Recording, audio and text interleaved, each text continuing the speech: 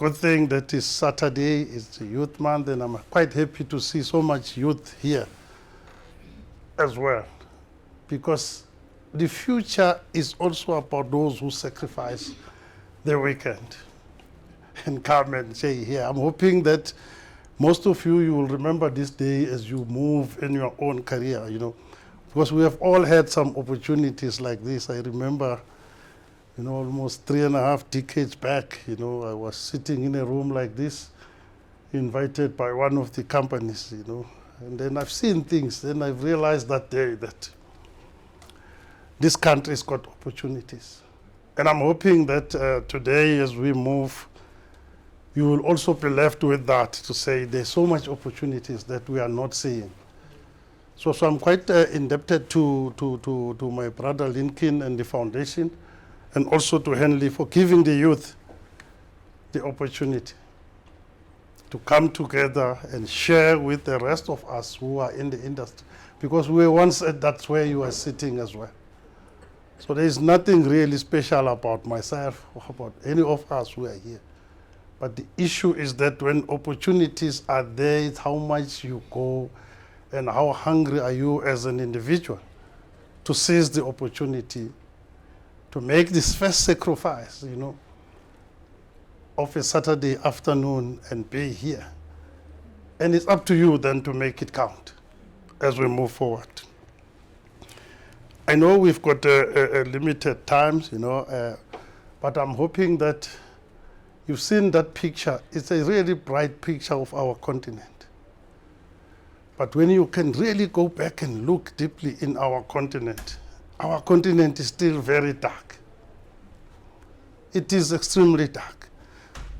So the job is then for you, because we're not going to be here forever.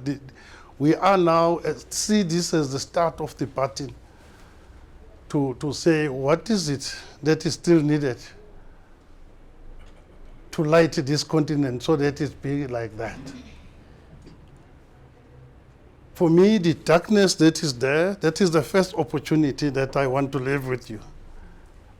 That's right there. You should start saying, wow, there's so much opportunity for us. Don't see the issue of today's unemployment as a hindrance, because you might have not seen what is there. If you recall this country, those of you, I think most of you were not here in 1994 when we transitioned. Some of you were still in primary schools, wherever you were. Or all of I remember very well, I was in my early years of the workplace, We had 35% power in this country. And those of you like myself who grew up in the rural areas, the candle, some of you might not even know what is the candle and the paraffin light. You might not even know those things. You can't connect to it. You can't relate to it. But for us, those are the things that have built our history, to say we had this burning desire. When you come to the big city like Johannesburg, you go to Durban, you see the lights. You go to the township, next to it is dark. You have this burning thing in you to say, what can we do so that every child in this household can have power? There was the opportunity. And it took the giant company like Eskom. I look at the companies in this country, I have not come across the company that does what this company is doing. In all sectors, you can go to mining sectors, they stand on top of Eskom. Interact with banking. So the spectrum is big. There was a great vision that says we have electricity for everyone. From 35% not knowing how to get it. But that crafting of the future to say we need to have everyone in this country having electricity. Today we stand at over 96% electrification. 96%. Yeah, you can clap for that. But then you need to go and look at the continent. Is that enough? What does it help to be 96%? I mean, Mozambique, Lesotho is inside South Africa. What is the electrification there? What is Swaziland? That's the next evolution of power. And the 4% is very difficult. Why is it difficult? Because it talks to the poorest of our communities. People will be saying, it's difficult to take the grid to Ekunu in the Eastern Cape or Kamashasha in Limpopo. That cannot be the thinking of the youth of today. The youth of today should be saying, how do we deal with those villages so that every child, if we want to have that vision that says every child in this country need to have power, it starts today with all of us to reflect.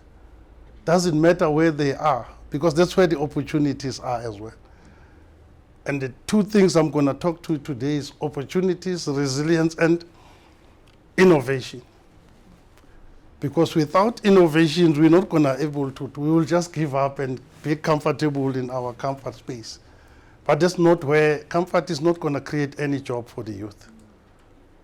It's when we really start to question ourselves and look at opportunities around ourselves that I think the statistics, you know about them in terms of what is the youth unemployment in this country. It's shocking. But talking about it is not going to make it disappear. It will need to start connecting what I'm saying, and it's up to us that those who come to us with the bright ideas, we will support them. Because we've got that opportunity to do that. We all know about 1976, what happened to the youth. Political freedom. The issues of economic freedom is what confronting all of us. I was quite happy to see the colleagues from the banking sector as well, that we are all confronted with this issue of economic freedom. But it will need a different approach for all of us, so that the banks and everyone can bring the money for the youth that come up with good ideas as well. So the issues of unemployment is well known in this country, but we need to tackle it. And I will share with you as well what we are trying to do at Eskom, because while we've got this opportunity to serve, we must also use to make difference. And the difference is not going to those who are privileged. It must talk to the child, like I said, that is in deep Eastern Cape, is in the deep Northern Cape, that they all feel that they are part of this country. And we are quite privileged in Eskom that I think we are the only company that touch every corner of this country. I mean every corner. You can go from the border of Namibia in the Northern Cape to the border of KwaZulu-Natal, this side in Mozambique. You will find some interaction with Eskom in one way or other. So having had that, then it should be something that create opportunities for young people to connect with everyone. I think I talk about opportunities and innovation. The issue of that always troubled me as well. When you see the young people not at work, I always ask my colleagues to say, why do you still appoint someone who's got an N4 when there's someone with a PSC or a diploma sitting at home? That is something that I can't reconcile with. Because someone with an N4 is still got 2 years that we can send them to the college, at least finish N6. And that's the thinking we are trying now to inculcate, to say, I would rather have a graduate with a PSC working as a plant operator than sitting at home. And I think that's something that I've been saying to the team, to say, you would rather be a mechanic with your PSC degree than having nothing sitting at home, because that creates frustration for the young people. So we are talking about this just energy transition. So we are not only talking about power. Eskom is not only about power. It's about energy, it's about also touching communities. And we connect with our communities. So how positively do we do that? We've been, when we are not saving the power, it was extremely bad. But we know that that's a temporary setback. We can't be consumed by that. The foresight, looking beyond these walls, is what sometimes gets missing. Then we spend so much time fighting about these walls, and then we're missing the opportunities that are out there.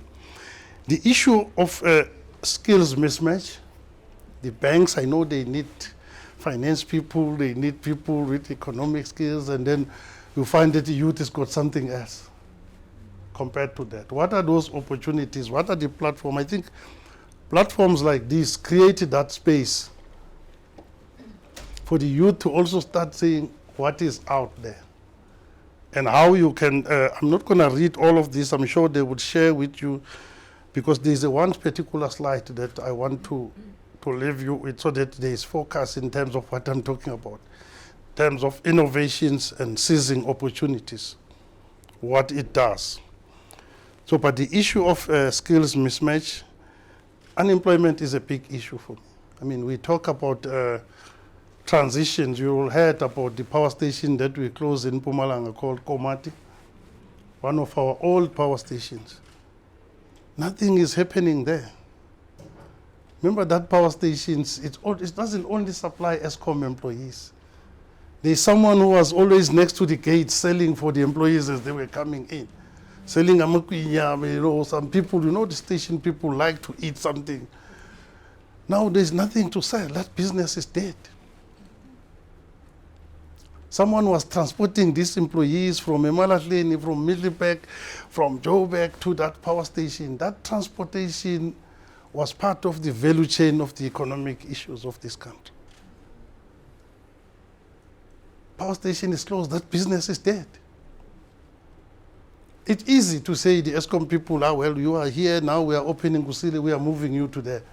That is an easy decision, because if you're saying, I want to stay at Komati, we say, okay, you don't want the opportunity, stay there. But that person who was based here in front of the station, he doesn't have that opportunity. That's why when we talk about the transition, it must be just. It can't just be those that are connected to us. Then what do we do? So we started to change the way we look at the problem. Because as a company like ourselves, it's got impact into the youth, it's got impact to those communities that we talk to, and the price of electricity kept growing, unfortunately. And people are losing jobs. So you will see that innovation is one point that is blown out in this picture. Because I'm talking to youth now, to young people of the future, to say that is the only opportunities that will make the transition to be just in this country. And I'm quite convinced about it. Because through innovations, we will not see the problem. We will not see the transition as a problem. We will see it as an opportunity. And then what do we need to do? There's something, one of the, Eskom is 102 years now, going forward. It's an old company. I'm sure some of you, you will listen to the people in the media saying, Eskom is going to die, competition is going to come. And then sometimes it creates anxiety within the Eskom family. But I decided to look at this differently. To say this competition that is coming, I'm sure the colleagues in the banks, they know, we've got IPPs and all of those things. I always tell the team, let's welcome that. When they say competition is coming, but I said we must use the understanding. He talks about Shaka and the great reader.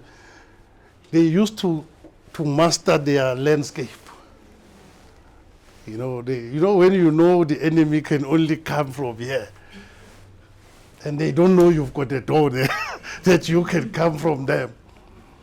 You always need to develop your own competitive advantage and use it. But competition is good to know there's enemies around, because it keeps you on your toes. So you see there, we've put ash here as part of the things here. Ash, most of us who grew up in rural, we used to use what we call imbaula. You throw ash there, then it's a lost thing that you kick it up and But I want to give you a lesson today. Respect that ash.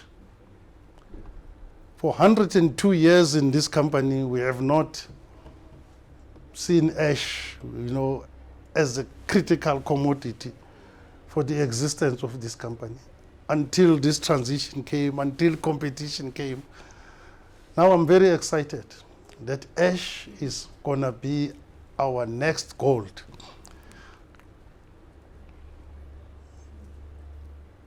We used to go to the mine, get coal and burn ash and leave it there. It created problems, Environmentalists are gonna be our friends.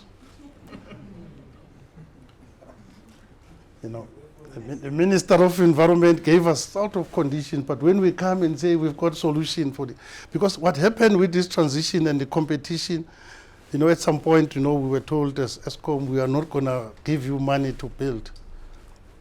Then I said to the team, we need to spring into innovation. But it's also not about innovation, it's also about what we hear from our customers, all our customers, including ourselves. They complain about the electricity cost, right? It is high. And everyone who's coming in, they are also, I've not seen the cost coming down. It's keep going out. So it will take us as Eskom to lead that downward trends on electricity cost. Why? Because we understand the landscape of power. And we've got what is required. So the ash, very soon you watch the space. With our research teams, we got them to work. We are finding the solutions. We are going back to Komati. Komati's got a lot of ash. It's got a 60-year-old plant, plenty ash there that we didn't know what to do with it. We are going to mine that ash and produce power with it. Yeah?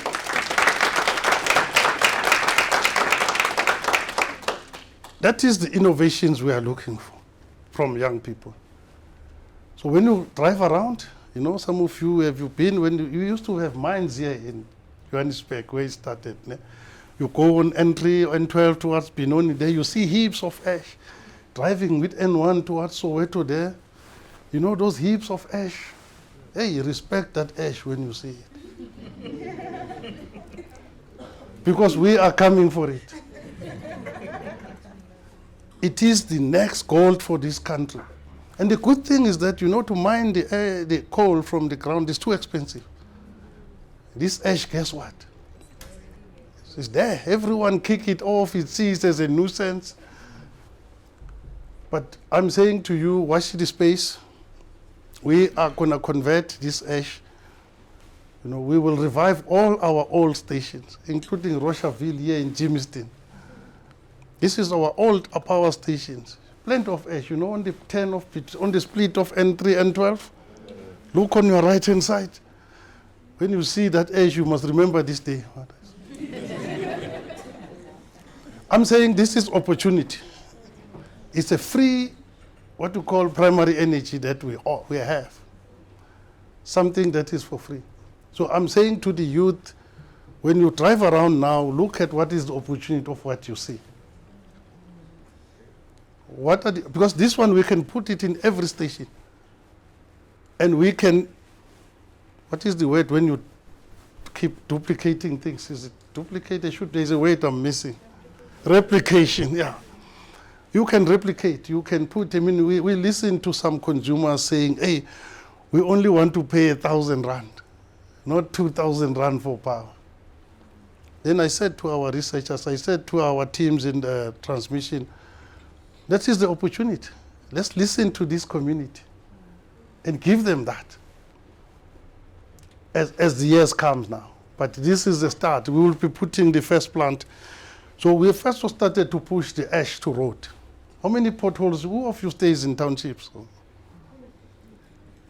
How many potholes have you seen in this country? Or roads that are still, it's everywhere. And you still see it as a problem. That is a problem. You are the problem. That is the biggest opportunity. You drive through rural areas, I still got families there. Dust road. We've got a cheap solution with our ash. You visit one of our power stations in Kusile, we put in road with ash now, driving with coal trucks on it, testing it. You see, the good thing with us in Eskom, we can be our own consumer. So we can test these things. So road and all of those things. So ashes really becomes our next goal. So the next opportunity, you know, wherever there's problems, I see opportunity. You heard about Zamazamas. Who have heard about Zamazamas? A big problem in this country, right? I think I need you to start changing that. Because immediately I start saying to the team, this is a big opportunity for us. Guess what? 6 months later, they put the solution on my table. So now we're going to go to government and say, give us all these problem mines. We're going to change them to national key points, and then we're going to produce power out of them. That's...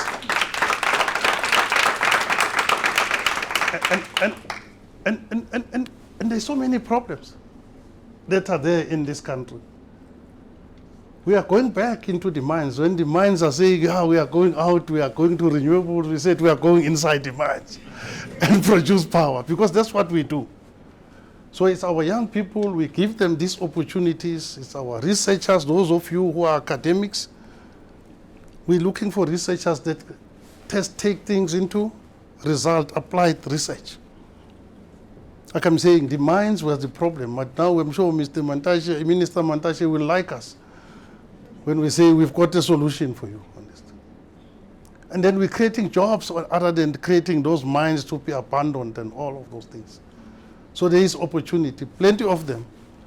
So, and then the other things, who drive around and see the heap of waste, municipal waste, you know, these dump sites? Have you seen them? What do you see? The nuisance, plastics around, right? Change your attitude today. When you see that waste, those plastics, ask yourself, what is the opportunity here? Because that's where I am. Then if you are thinking it's like that, you can talk to me. This is it's the next biggest opportunity for us. You know, plastic, can it burn? Does it have a good calorific value? It's just that it's not used. It can be converted, right? Papers, whatever is there. Ne? So it's a good power source, that one, right? Right? So I think I'm hoping that I'm giving you the message to say, how do you look at the nuisance today and say, this is a big, waste is our big opportunity as a company to turn it into power, something useful. So I'm really hoping that you get a sense of the power of innovation, the things that becomes public nuisance, how we're going to do. You know, there's communities that are really, really poor, but they've got waste as well, that we can assist them with that. It will need young people that, given the opportunity, they can rise into that and create these innovations. And with us, everything must turn into power. And I must say, I'm quite excited with our young people. I've spoken to all of that. I'm hoping that you really got a sense of how we want these transitions. I mean, I can go back now. I'm very clear in my mind. Hendrina is a 2,000 megawatt power station. We can put 2,000 megawatts at Hendrina back in a different form. And not only something that will burn when the sun is up, power that will be there. You see, the current renewables, the mistake we made with renewables, and I've been telling our team that you see now is sun. When we go to the open market, the price of power now is zero. When the sun goes down, the price is 1,000 rand. So innovation is that how do you shift and capture the price? Because producing when everyone is producing is not a lucrative business. And most people have not seen this as well. So we understand the game of the industry. We know what should be happening. That's why we are putting in the battery. So I want to share with you what we're doing in one of our old power stations. This power station you will see when you drive on entry towards Durban, those of you who are privileged to use that. There's a plant there called Grootfontein Power Station. We returned this plant when we were running into power crisis in 2000, 2007 there, 9 there. I was the power station manager there as well. So I know that plant and I know the communities around it. So it sought me when I saw we were going to just close it and do nothing. That's why we came with the issue of saying we are not closing down station. We will repower them with ash now. We will repower them because we can put Grootfontein back 2,200 megawatts with ash. We embrace the wind and solar, but we don't have enough wind here in Gauteng, or but we've got sun as well. So we will use that. So I'm quite relaxed now that, you know, when I leave this company, I will leave the youth, the next youth, with a future that says this plant is not going to go to zero, because we are putting in. But we said one of the things, you know, like I said, we as Eskom, we are the biggest consumer of electricity. I don't know if you know that. Not one company that uses power as big as us. So we are our own market. So we've decided we will change Grootfontein, we will manufacture the batteries. You see, when you've got PVs, I said to you the price is zero now because everyone has got power, there's oversupply. Those of you who are economists in the banks, they know when there's oversupply, the price is zero. So for us, we saw that as an opportunity. That's why we were the first company to put batteries in this country, because we understood this. We put batteries in Western Cape, KZN, Northern Cape. Now we said no. Every time we go on tender, right, this price keeps going up. And then the price of electricity, then we said no, we're going to make our own in this country. There was born the 1 gigawatt plant at Grootfontein Power Station. So we are looking at that. I'm not too sure if the video can play, just for you to be inspired of what we are looking for, what we want the youth that is coming forward in the future to really celebrate it. You can play it? Yes, it's loading. Oh, it's loading. So while it's loading, this 1 gigabyte, so this light is still gagged because we are still doing, this is what Grootfontein is going to look like, a part of it into the future. And we went around, we started in Mpumalanga, we said every graduate in Mpumalanga around our stations, he shouldn't be at home. So as long as the attitude is right, you're not going to come and be a drunkard in our space. You've got an opportunity in our sites. So this is the battery manufacturing.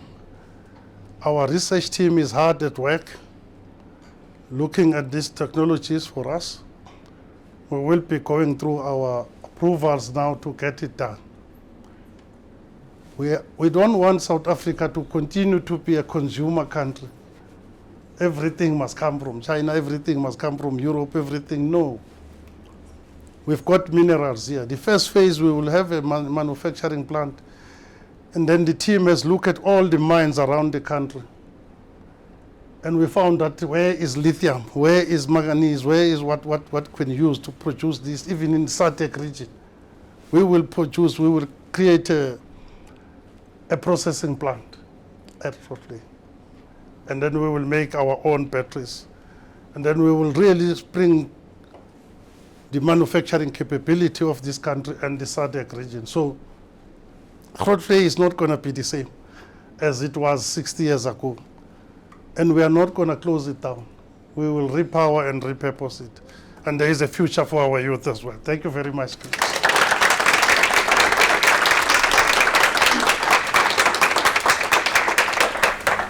Thank you so much. Guys, I think we can clap again.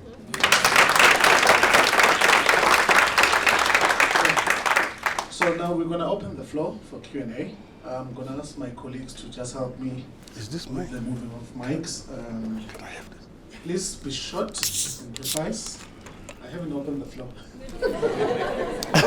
Please be precise so that we allow more questions to come through. I know that you guys were waiting for this opportunity, so please make sure that you give others opportunity. So I see a hand there, a lady with a green. And then it's going to be followed by you, my brother, then the lady. Then Which one is one? 1, 2, 3.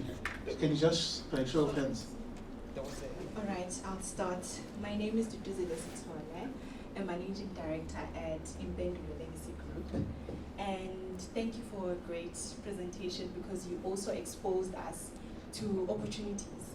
But as you were going through the presentation and some of the initiatives that Eskom is starting, I actually thought or saw a gap in the market, right? Especially Eskom is in a highly regulated sector where compliance is a big issue. If you look at what Ubaba Mantashe shared with us early this year, he really highlights the need for compliance training.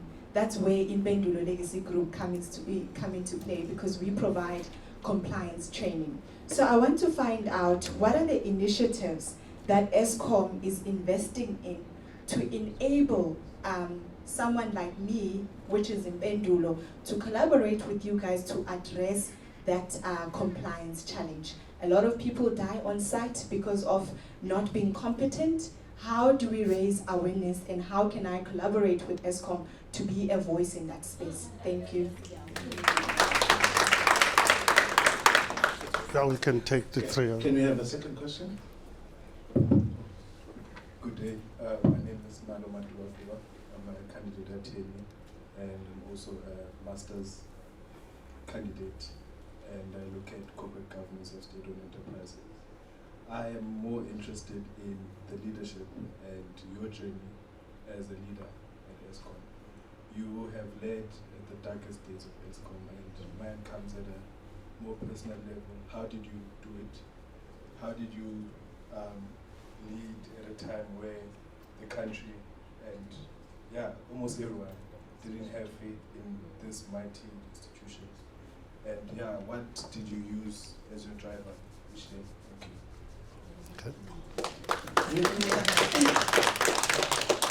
Hi, I'm Neo. I am a CASA, and I'm gonna try and ask an accounting or like a finance question, more especially looking at this project that you guys are trying to go into.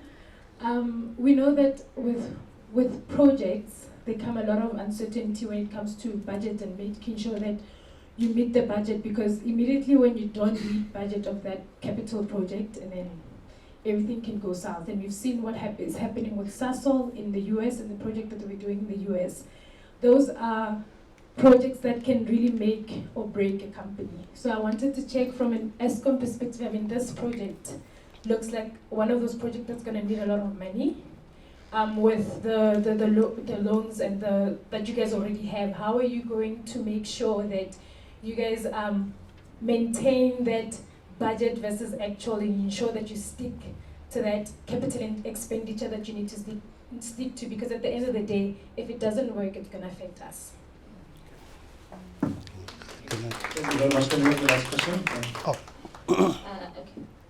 Are we still good? Yeah, go for it. Okay. Hi everyone, my name is Tato Wesi. My question is around carbon capture.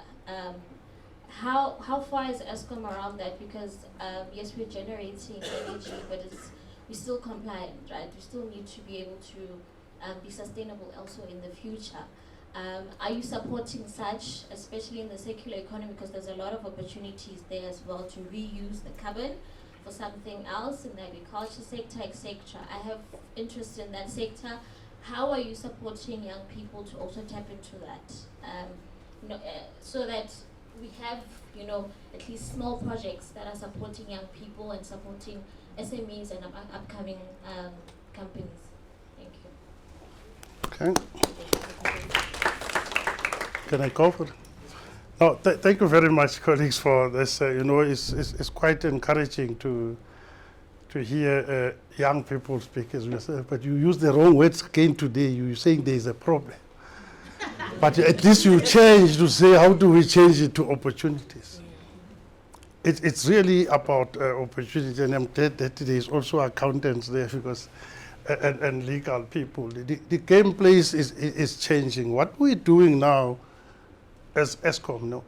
Because one of the things that was limiting was this thing to say there's no money, Eskom does not have money, then it sort of blocked the minds. We started to think differently. These we will be doing them with other partners. You know, there will be, we went out, we asked for, one of the things that we made wrong in this country, which I pick up when I go to every country that has overtaken us. You know, China in 1988, they came here to our nuclear facility in Cape Town, Quebec. They came and learned from Quebec, and then they went back to China and built exactly the same plant as Quebec. China today is ahead of everyone. They don't go back to France. This is a France technology to us. That's what we miss in South Africa. So as we are now building with the partners, to say, we said, who has got this technology to build the batteries? Working with our research team, but we want to have an IP, you know IP? So that we can get this thing done in this country. If you are not prepared to share the IP with us, we are not interested. And we were very clear on that, and it's something that is so fundamental to what we are driving. So the partner that's going to come with here, they will have some money as well. They will not want the project to be late. Because we are saying the first gigawatts, we will be the consumer, but we will want to have a stake on this factory. But we don't want 100%. We are not, if we will be talking to the banks to say how much stakes we want to have here, so that we don't burden the public as well, because that's what limited Eskom for over the years. We will deal with it quite differently and quite aggressively. But again, when you go into partnership, that's why, you know, legal is becoming the greatest. You know, we used to be, generation used to be more engineering intensive. Now it's more legal, it's more finance. That's what we are looking for. We're looking for those CAs, the people that help us with training. We don't know everything. That's why it's going to be about partnership. You know, the good thing, you know, when opportunities thrive, you know, it's not only the bank now. I have unions coming to me, say, Bheki, we've got stack of money. I said, seriously? They said, I said, but it's really the opportunities that is there, but it needs people. But I'm not a finance person, but I know the finance people, they can do their job. My job is to create a vision and to say there's opportunity. You have already spotted the need for training. You said Minister Montashe is talking about the problem. You're seeing it an opportunity to say, how do we train the people to understand this, the value chain of this and all of that. So that's where you guys come in. Obviously, as a state entity, there's a process that needs to be followed, but the legal framework, legal minds, I'm not legal minds, but I know sometimes they delay me when I want to move, but I think you're right, you know, to enter into the partnership, SPVs, you know, there's a new term we are using now. I'm sure those in the banking sector will know that. SPVs and all those are the big names. All I know is that someone must join with us to do these things. We are regulated. I said to the teams, we cannot wait until we are unregulated before we do things.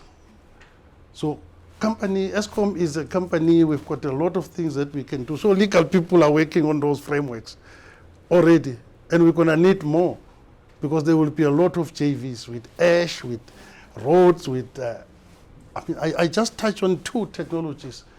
There is currently on my deck 6 that we want to put in onto this power station. So the questions that you are asking are extremely relevant. You ask about my own journey. You know, it helps when you have started on the ground. You know, like I said, I manage power stations in this company. I manage Matimba, I mean the top plant in this company. I manage that, so I know. So I knew what, and I also knew, having been in this company for 3 decades, I knew what we know. You know, some people were telling us we don't know. You know, I get so frustrated when someone who has never even passed the power station tells me we don't know what we are doing. And sometimes our employees started to believe that. Can you believe the power of a mic?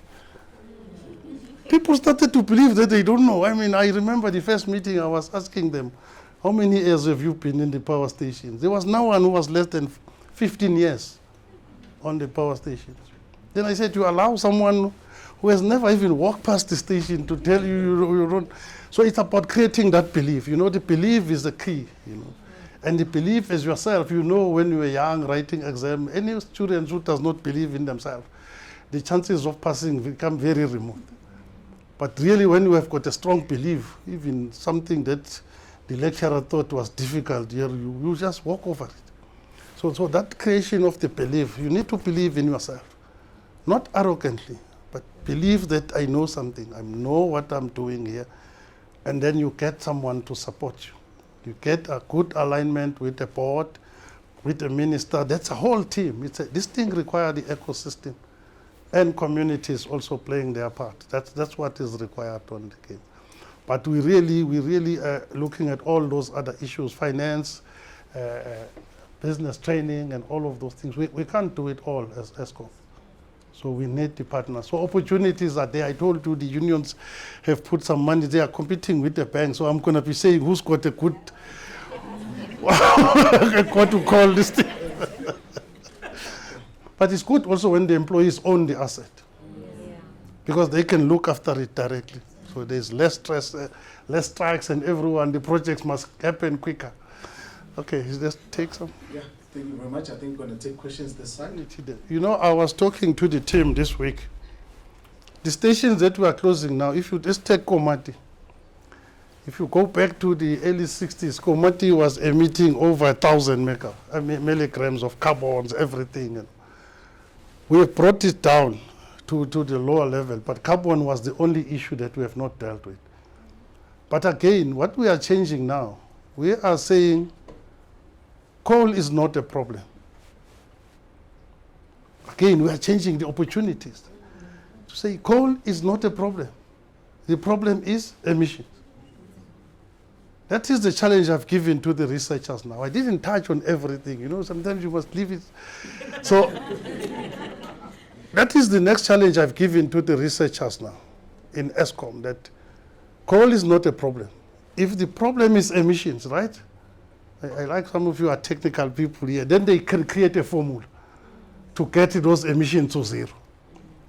The particulate emissions, we've got technology now that we will be putting as part of this. That is at 5 milligrams, coming from 1,060 years ago at 5. How long will it take us to get to zero? That is the question. Is it possible? Yeah. That's what I've given to the researchers now. Carbon capture, there is a demonstration being done with the Department of Minerals and Energy in Delmas. You know Delmas in Mpumalanga? Visit that. We are doing that because carbon is the most useful product, actually. We need to use that. So once we start to change our attitude to say, how can we use this? Currently, there's an issue with storage and all of those things. But that's what the researchers must do. We need to appoint researchers to focus on that in the next 10 years and fund them, right? To create solutions. For us is to create that platform. That is the start there. I'm still not happy with that solution because I don't want something to sit on the ground like we put ash for 100 years without using it. So now we can get AI to assist us with a quicker decision. So we are, it's a next phase of the work that our research teams are working on that. Some of you, I can arrange through the coordinators as well, that our researchers can just sit with you, those who are having interest, to take you through what we are looking at. But definitely we are looking at carbon, huge opportunities. These opportunities are just too many to deal with them at once. Okay, I'm not sure how much time we still have, but we're going to take three last questions, and I'm asking you to also just shoot them, and then we're going to wrap up. So how many do we have? Okay, good afternoon, thank you for the talk.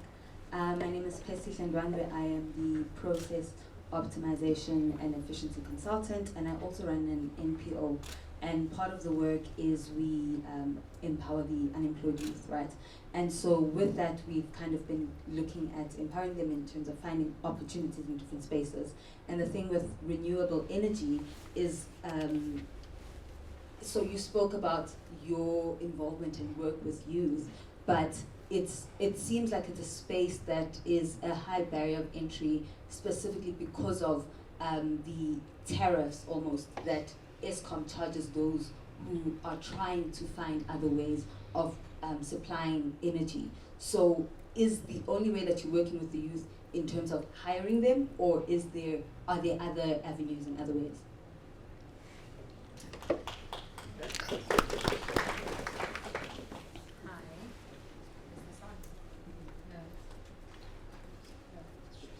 Okay, can you hear me now? Hi. Hello. I'm Asabella. I'm in the gaming space. I'm in the entertainment space. But yeah, so I asked this question with very little knowledge of the power and energy space. I really, really love the fact that you guys, you mentioned that thing of wanting to see young people employed, which is incredibly remarkable. I'm someone who believes that skills can be taught, but you can't teach passion.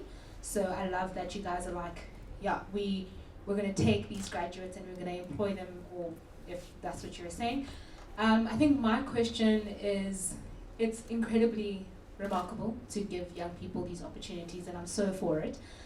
But as a company with so much power, there's so much responsibility, and I think what I'd like to understand is what the process of accountability looks like. Like when things do go wrong, because, like, I know you mentioned something about skills mismatch. Like, what does the process of upskilling look like? How do you actually empower these people to do their jobs well?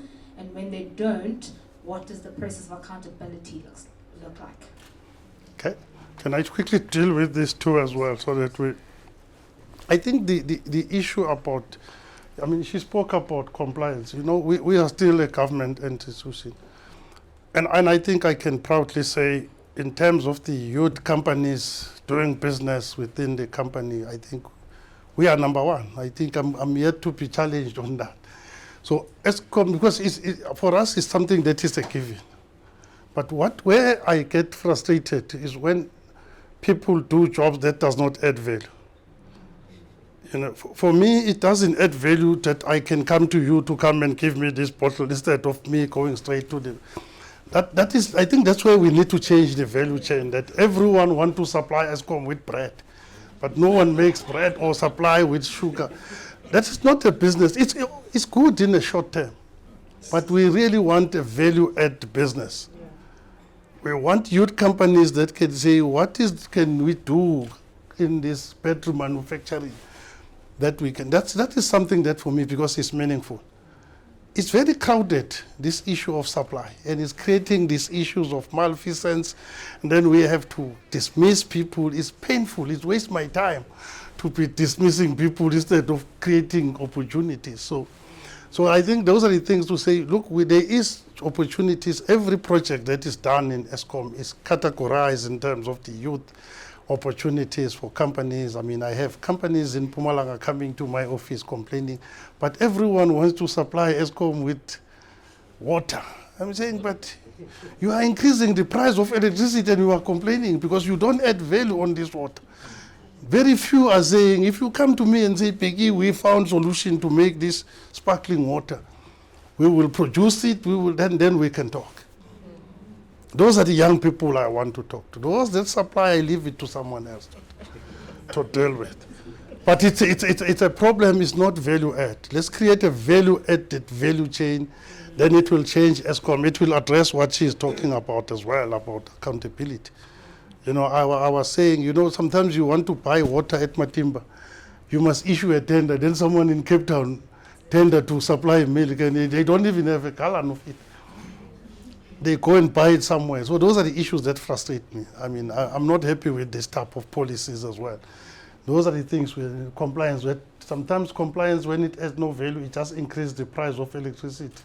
It is not helping as well. So I'm hoping that you're getting it there. The appointment, we will get those. Some people are employees. They need to be given a space. Some are entrepreneurs. Not everyone is an entrepreneur. So there must be an opportunity for that. Definitely we will create that, yeah. Thank you so much, Bheki. My name is Sinazo Mutsema. I'm also a chartered accountant by profession, and I'm from Cape Town. One of the things is I was at Africa Energy Forum and the YS, so I was actually looking forward to hearing you speak, and unfortunately we didn't get to hear you speak, but we did actually get a chance to listen to Minister of Electricity, Mr. Minister Kosienso. What came out was he spoke a lot about the JET and the role of nuclear in the energy transition. Do you think that the optimal energy mix has actually been achieved, and are you confident and comfortable to say this is how far we are, and or if there are any gaps that you think, because you went through a lot of different projects, but so it sounds to me that it's actually still something that's still under construction? Yeah, I think great question. You know, it's good to have so many accountants, because these are the people who help us to bring us. You know, sometimes we engineers, we get loose with our ideas. But nuclear is one of the things that I didn't talk to. Is definitely, I strongly believe that, I mean, I've been a big proponent of it. You know, this country, we lost opportunity 10 years ago when we were saying nuclear is so expensive and all. It is actually, Koeberg is our cheapest power station in this country. There is no form of power that will ever compete with Koeberg for the next 20 years that is left. Never. I can tell you now, we're still sitting here. Initial investment is high, you know that, but what are the other options? So now we know we go around again. I think we found solutions to finance it. Because you see, the good thing with the country is got no life. Unlike us, I've got to work at Eskom until I'm 65, then I'm out. But the country's got another, I don't know how many years. And people will always coming in, young people. So the country will always need the power. So nuclear SMRs, what is called modular reactors, part of repowering the old stations, we're gonna use that. Very affordable. Most countries are doing, even Egypt is starting to overtake us across the north here. They're starting to overtake us, because in this country sometimes we put barriers, like we're saying cost is too high, but we don't understand the whole value chain. Nuclear can run for 80 years now. You pay it in 20 years, you've got 60 years of cash cow. Like Koeberg. Koeberg is a cash cow now, at 12 cents a kilowatt. You must have a good power to really compete with that. So I think it's something that is there. We're waiting for the IRP to come back, and I can't wait for that to start. We are starting a big campaign of public education, informed by the cabinet and also by the public, by the portfolio committee, that people in South Africa, they are so scared of nuclear. They don't know that the hospital over the road here has got nuclear. They don't know that. That's why they are so scared, that nuclear lives with us. So we are starting a big campaign of public education first, because we know that there's people who are going to be opposing us with views and all of those things. But definitely, for the future of this country, it will never survive without the nuclear as a base load to take us forward. So thank you very much, colleagues, for giving me the opportunity. From all of us, Bheki, we'd like to thank you for making time for us. Sorry to giving us smiling. No. Thank you so much for taking us through what you took through. I'm still motivated, and I hope everyone here has been motivated also.